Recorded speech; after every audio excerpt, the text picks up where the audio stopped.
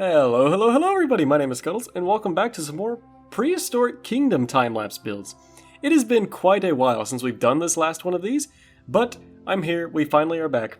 I talked about this in the previous one, how I had started to make the helicopter and I just wasn't really too happy with it.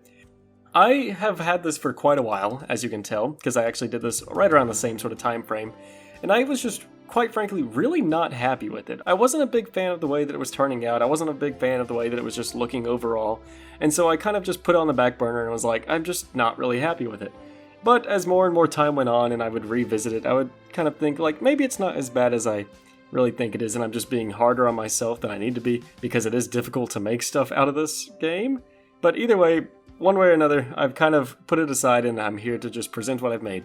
So, as always, I make these big wooden blocks in the background, as you can see, and I use those just to kind of give myself a sense of scale. I get those to the exact size that these helicopters and all these different objects that I make are in real life. That way I can try and make this as accurate as possible. And then that's whenever I actually get started on actually making the different models that I make. So here you can see me trying to figure out how to make all these different shapes into the shape of an actual InGen helicopter. Because, in case it wasn't clear, the one that I will be making is that InGen helicopter from the very first film that they ride in on and visit the island in for the first time with the blue stripe down the side and everything like that. What John Hammond picks him up in and everything like that. So it's pretty cool, pretty snazzy. And so here you can just kind of see me adding on the different parts of it. Like right here you can see this is like where the engine is and where the rotor attaches to the top of the helicopter. I'm just trying to figure out a way to get all of these different shapes kind of into one big smooth object, and then I'll worry about the colors and everything after I get sort of like a basic shape down. So obviously it's pretty difficult doing stuff like this, and I just did the best that I could with it. I'm still not entirely happy with it, but hopefully you guys will at least think that it's decent for what my capabilities and limitations in this program/game are. I found it to be a little bit difficult and everything, but I think looking back at it, considering the different limitations and whatnot that I had at the time, it's maybe not as bad as I was originally giving myself credit for. I was really hard on myself about it at first because I just was not a big fan of it, but I guess the more I look back at it, it's actually not quite as terrible as I was thinking. So, who knows, maybe you guys will see this video and think that it still looks terrible, or maybe you guys will tell me that I'm being too hard on myself. Really not too sure, but either way, I guess if you're still watching at this point, then maybe you at least like it a little bit, so hello. I'm glad that you like my helicopter. But yeah, here you can just see me messing around with different ways to put in the windshield, windscreen, whatever you want to call it. I ended up just going with a bunch of these different spheroid balls basically, painting them black and then stretching them out. But you can see I tried a bunch of different techniques, from the glass to a bucket, and then just scaling them all different ways. But what I ended up finding worked best for me in my case was just adding these black balls right here and stretching them out to the ways that I needed them to be. But here you can see me now going in and adding different rotors and blades and propellers and all these crazy things on the side of it, and just starting to actually try and incorporate a little bit of color into the build. So this part right here in particular was really actually quite difficult, because I had to try and figure out a way to make it look the exact same as the rest of the shape of the helicopter, but then just have a different color over it, so it could have that InGen livery that the helicopter had in that original film. And that was pretty tricky, but overall, once again, considering the different limitations that I had, I'm actually not too disappointed with the way that the actual coloration of it turned out. So that right there is supposed to be representative of the windows that were on the side, and yeah. Really not too much to speak of about that. I think here's whenever I start to add in a few more little details, like some exhaust pipes and everything like that. And then coming up here in just a minute, we'll get back to doing some more livery stuff. And this part I was actually kind of proud of. I haven't started on it yet, but I did actually do my best to make an actual little InGen logo sort of thing, which you'll see me slap onto the side of this here in a minute. Apparently I've gone AFK, didn't even realize that that happened at the time, so hopefully I come back. Senor Scuttles, where are you? Oh gosh, apparently I was gone for a while. Oh, there I am. Anyways, looks like I had to take a little bit of a pee break or something.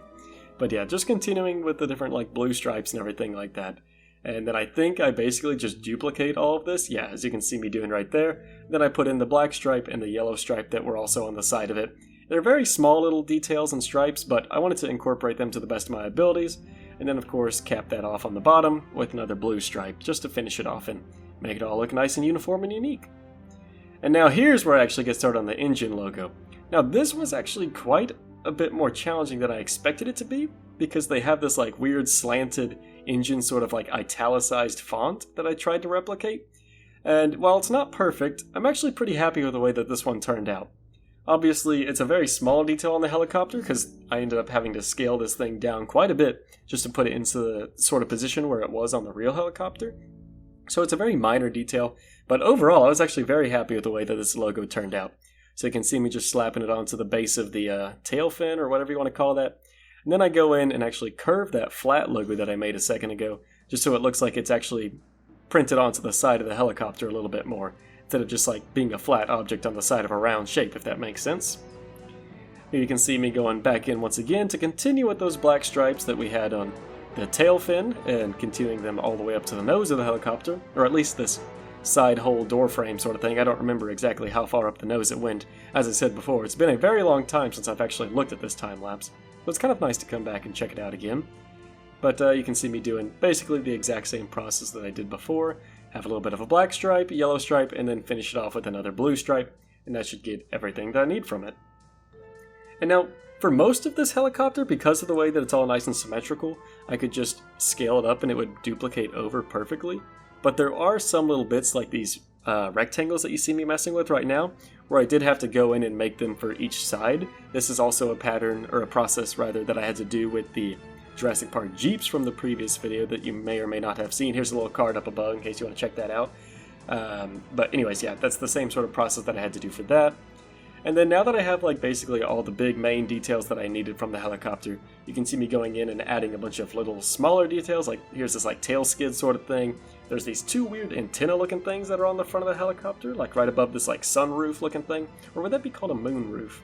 I don't know the difference between those. Either way, you've got like two little ant antennas up there. I added on this little smaller yellow and white logo onto the side there. And now you can see me coming in and trying to add on a little bit of landing gear for one final little detail. Of course, you have to have some wheels for your landing gear, so it looks like that's where I started out with this one. And yeah, you can see that coming along just all nice and neatly there, I suppose. I don't know, I was pretty happy with the way that this turned out for the most part, I guess. At the time, I really hated it, but the more I come back and look at it, I think I'm actually pretty happy with it. And that's basically it. Here you can see just a few different like still frames of it, or actually this isn't even a still frame, but obviously it's not going to fly away or nothing. It's just a little model.